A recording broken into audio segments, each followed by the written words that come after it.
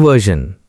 In winter 2018, 28-year-old Daniel Carter was traveling through Colorado, USA after attending a photography exhibition. A heavy snowstorm forced him to stop driving late at night. Around 2:45 a.m., he found an old roadside hotel called Black Pine Lodge. The building looked abandoned, but a dim light glowed behind the reception desk. An elderly woman handed him a key. "Room 309, she said softly. As Daniel walked upstairs, he noticed something strange. The hallway was completely silent.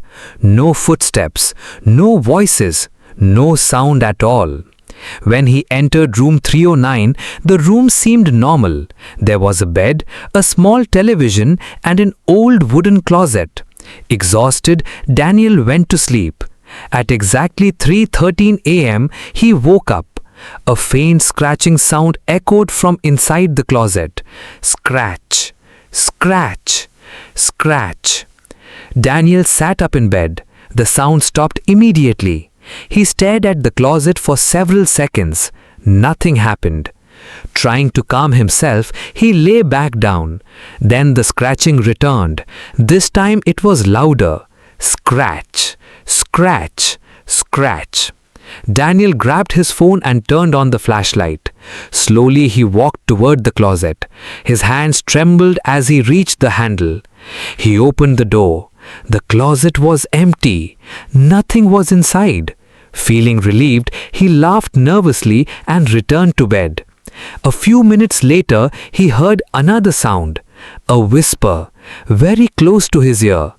"Don't look under the bed." Daniel froze. His heart pounded violently. The room was empty, yet someone had clearly spoken. He remembered the whisper, "Don't look under the bed."